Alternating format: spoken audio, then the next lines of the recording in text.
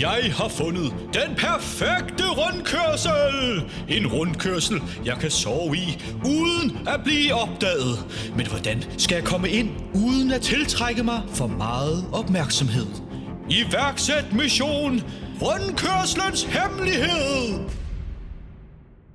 Til Harald Nyborg. Må I købe andet, end jeg har planlagt? Må I købe andet? Må I købe andet? Når man handler i butikken, så siger man, at man ikke skal gå ned på tom mave. Hvad skal jeg gøre i Harald Nyborg? Gæt hvem, der har gået hele vejen til Harald Nyborg, og så har glemt sit betalingskort. Mig! Og gæt hvem, der er en boomer, og ikke har betalingskort på telefonen. Mig!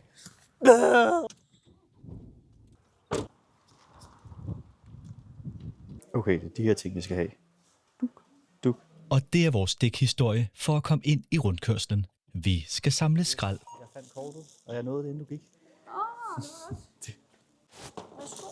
Mange tak på kortet. Ja. Vil du have en kvittering på det? Ellers tak. God dag. Jeg havde været lidt presset i dag på tid, og så begyndte jeg bare at glemme ting. Så jeg havde glemt noget service, så jeg har lige været i Netto og købt dem her. Men jeg fortæller jer senere om alt det, jeg har glemt.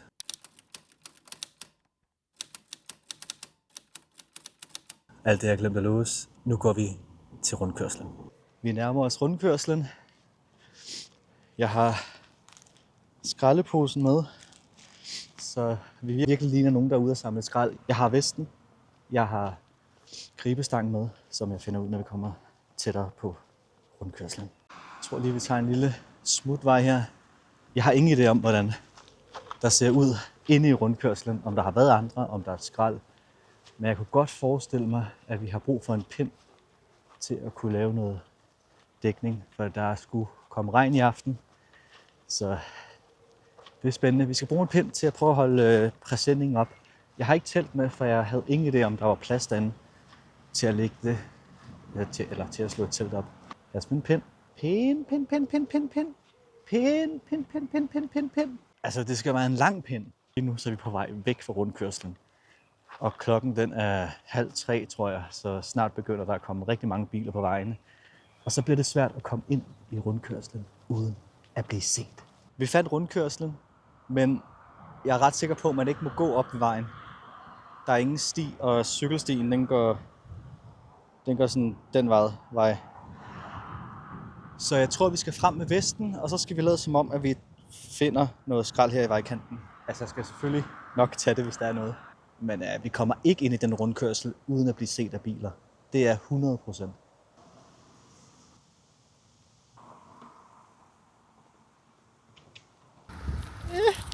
Jeg vil ikke have græs med, jeg har mega pollenallergi.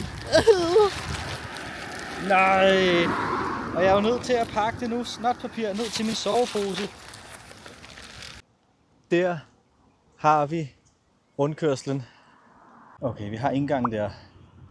Der er bare så mange biler hele tiden, der kører og busser. Holy moly. Og der er kø her hele freaking tiden. Så, I go for it. I made it. We made it. Lad os gå ind. Ej, nu skal jeg bare hurtigt ind, inden der er for mange, der ser det. Der har været et cykel her, det er så tydeligt. Jeg er spændt på, om der er så skråt hele vejen. Eller om det flader ud op på toppen. Nu kan vi se over hækken. Bilerne kan se os nu her. Jeg er også spændt på, om der ligger skrald heroppe. Lad os se, vi kan dreje kameraet lidt. Herinde er enden. Der kan vi ikke komme ind. Så det her er sovestedet. Og jeg kan ikke stå op, så kan folk se os. Det her er her, vi sover. Og det er så skævt. Og der er det edderkopper, eller er det laver, det der? Nu er jeg inde. Og hvis jeg står helt op, så kan folk se mig over der. Jeg skal have vesten af. Og så skal vi lige se, om vi kan få tarpen op, så vi kan få noget skygge. Jeg har taget en tarp med. Skal jeg lige have alt ud af rygsækken her. Det her er det eneste ekstra lag, jeg har med. En merinould undertrøje. Jeg har en pot til at varme vand og lave mad.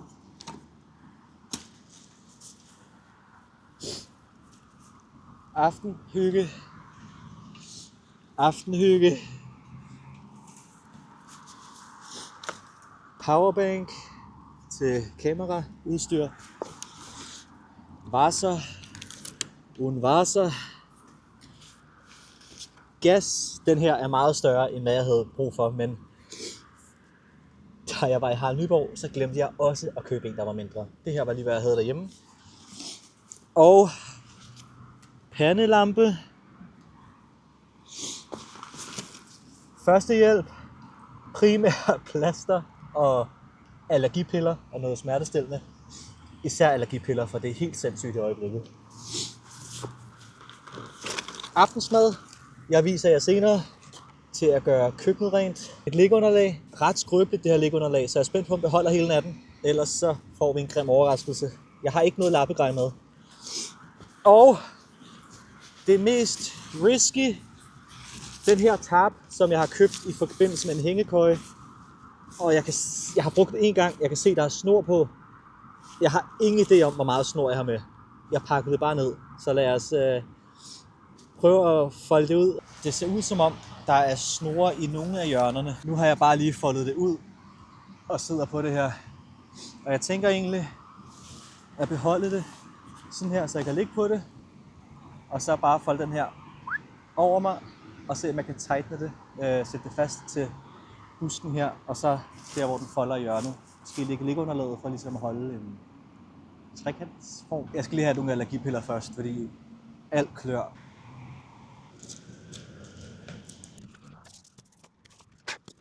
Første del, så er håbet, at vi kan flappe den her del over, og at liggeunderlaget har nok vægt til, at vi kan tage den der og lægge på det, og så får vi sådan en trekantform, og så ligger jeg der. Jeg forsøger at få den her snor ind i hækken der, men der er så mange torne på det her lort, så det lover heller ikke godt for liggeunderlaget i nat. Jeg kan ikke ligge her. Så triller jeg bare ud. Hold kæft, det bliver noget bag det her. Så det jeg tror vi gør, det er, at vi lægger os herover. Det ser lidt mere plant ud. Det eneste problem det er, at lige der er der sådan en åbning ud til vejen. Så når vi laver mad, så skal vi prøve at lade være med at have flammen til at pege den vej. Det her er en af de øjeblikke, hvor det går op for mig, at ikke alle idéer skal føres ud i livet. Der er nogle idéer, der bare skal blive derinde, som en sjov tanke. Og så skulle måske ikke gøre det her midt i allergisæsonen, fordi jeg er ved at dø lige nu. Nå, jeg har prøvet at sætte teltet op. Eller teltplaceringen. Og det går rigtig dårligt. Sådan her er ønsket. Jeg har sat snorene fast i hjørnerne. Og det midtestykket har jeg sat fast i en gren. Og jeg vil ønske, at jeg også kunne sætte den fast i en gren. Denne her lille flap. Men som I nok kan se, så er der ingenting at sætte det fast i. Jeg har det også bare mega varmt. Skal I lige se mit hår? Holy moly cannoli. Hvis I godt kunne tænke jer at vide, hvad jeg var allergisk overfor, så er det min nabo der. Ingen rottehæler. Som jeg sover lige ved siden af. Nu har jeg endelig fået slået teltet op og pakket ud, og det hele kører. Klokken den er lidt over 3, så jeg tror, jeg vil sætte mig til at læse lidt. Det eneste underholdning, jeg har med, det er en bog. Jeg venter på, vi kommer efter myldretiden. Det bliver lidt køligere, der er lidt mindre pollen i luften.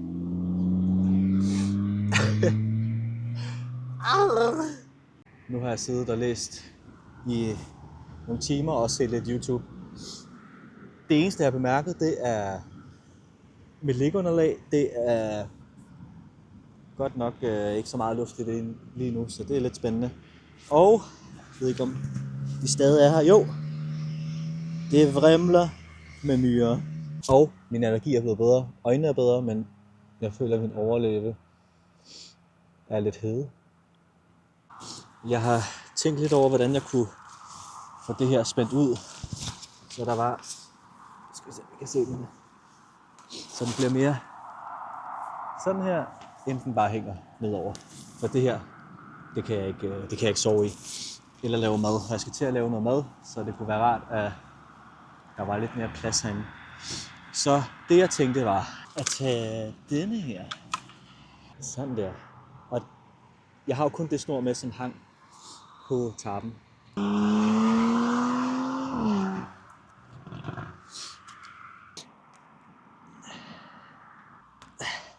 Jeg tror, det fungerer det her. Det giver i hvert fald meget mere plads herinde. Underlaget, der er godt nok tabt noget luft. Nå, lad os få testet køkkengradet her. Vi starter med at koge noget vand.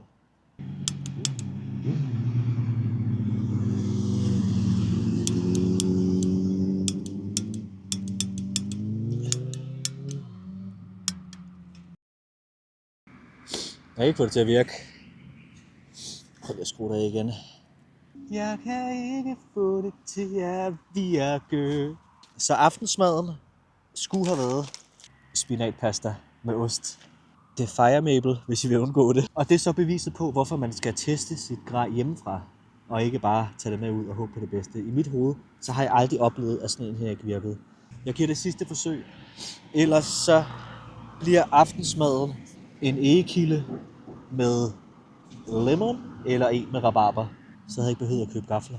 Opsummering på den her tur. Jeg har mega allergi. Mit liggeunderlag er punkteret. Der er myrer i campen. Jeg skal ligge skævt og sove.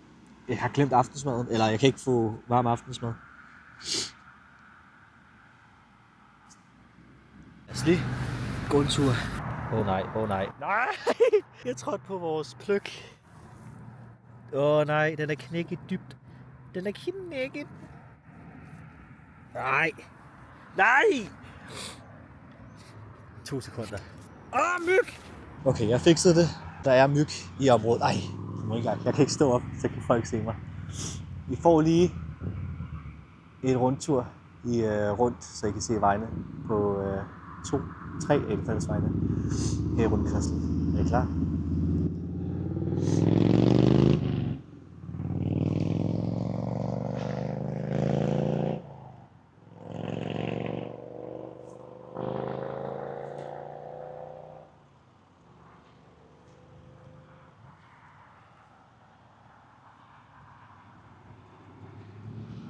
Der er mere plads herinde, end jeg lige havde frygtet. Når man kigger udefra, så har man ingen idé om, hvor meget plads der er mellem buskene. Jeg havde ikke lige set, det var med tårerne. Det åndssvage er, at jeg har ventet så lang tid på at lave mad, fordi jeg ikke vil gøre det for tidligt. Altså, der er gået flere timer fra jeg begyndte at læse og kigge på telefonen. Så ikke at kunne lave mad. Hvad skal jeg nu? Skal jeg læse videre? I heard there was a secret code and David played and he pleased. Jeg kan da drikke en juicy rabarber og egekilde, hvis I skulle have lyst til at sponsorere en allergiramt fyr, så bare kontakt mig på tinyconfidence.dk.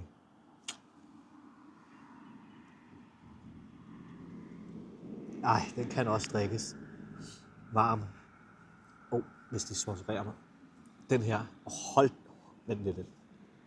Vi tager den om. Wow! Det er den bedste... Hvad hedder det? Er det et dansk vand? Det er den bedste vand med mild brus og frugtjuice, jeg nogensinde har smagt. Og så er den 18 grader. Jeg kan jo lige forestille mig den her kold. Det er jo fuldstændig. Den her får 10 ud af 10 hjerter. Jeg har brug for, at jeg lige går ind og kigger på nogle af de forrige videoer. Så I kan se, at det ikke er sådan her ansigt plejer ser ud. Jeg føler også bare, at min næse er hævet, fordi der er så meget snot i den. Og myggene kommer nu, så nu vil jeg tage noget myggespray på.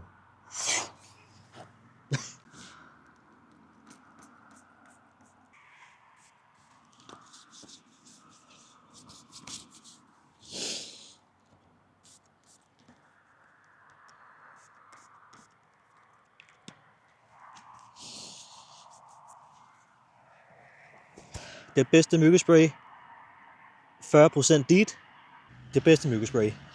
Klokken er 12 minutter over 8. Så her er min team, så vil jeg gerne sove. Og mit team, tror jeg, myggene er rigtig heftige. Og jeg vil sige, at det eneste gode ved, at jeg går sulten i seng, det er, at jeg vågner tidligt, så jeg kan komme hurtigt hjem. Og få en hurtig skyller og få alt det her pollen af mig. Og det er godt, jeg ikke har de vildeste planer i morgen. For den her nat, den bliver ikke sjov. Og jeg ved ikke, når billygterne kommer kørende og lyser lige ind i busken, de kører den her retning alle sammen, om det så lyser et eller andet op herinde. Så det bliver også lidt spændende. Men rigtig mange summer kommer herind, og der har ikke været nogen i de mange timer, der har været her. Så det tegner godt. Det eneste, vi har fået besøg af, det er alle de myrer.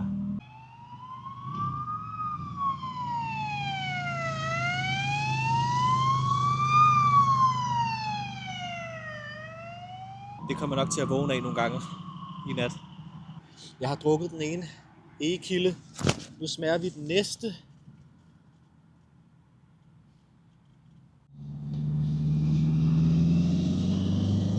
Jeg har bare lavet en knirke. Det må have været en elbil eller sådan noget. Der kører rundt i rundkørslen. Det lød bare som om. Jeg har stadig.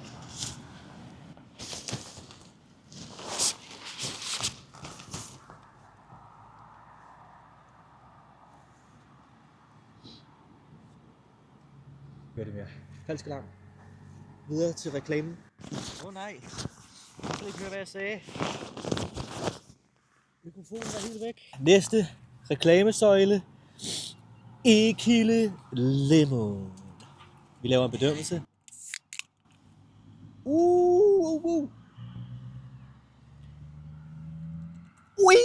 10 ud af 10, 10 ud af 10.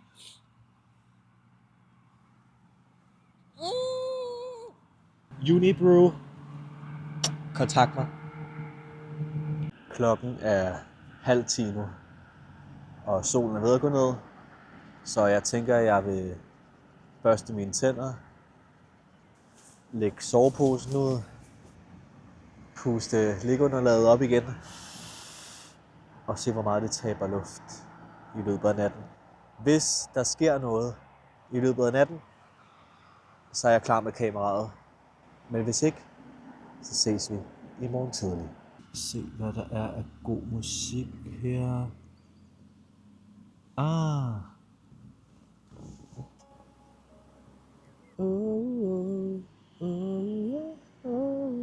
Hvis du vil have stjerne, vil jeg hente. Godmorgen. Klokken er omkring 5, tror jeg. Jeg har sovet rigtig dårligt. Men lad os pakke det her sammen. Lad mig få et bad. Men jeg er så træt af det her. Jeg gider ikke engang lægge det ned i tøjet. Jeg skal bare smide det ud. Kogegrej, som vi ikke fik brugt. Vand. Vi børster tænder derhjemme. Topvand. Myggespray. Ja.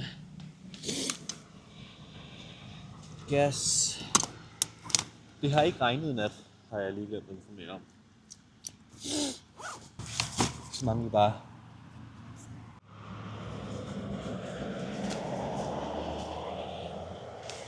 Jeg fandt forresten denne her i rygsækken i går, så jeg fik aftensmad.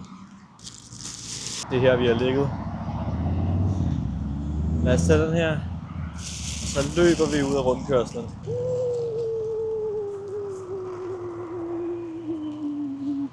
Alle kan se os, men vi er lige glade.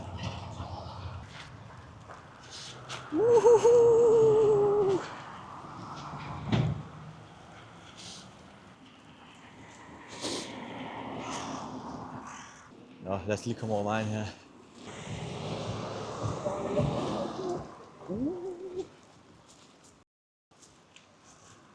We made it.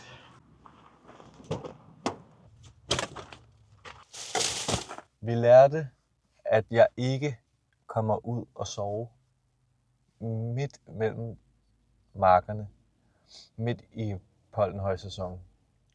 Vi lærte, at jeg skal teste mit udstyr derhjemme, inden jeg tager afsted. Husk lappegrej. Nogle idéer skal blive inde i hovedet. Vi lærte at sove i en rundkørsel. Jeg har myrer på mig.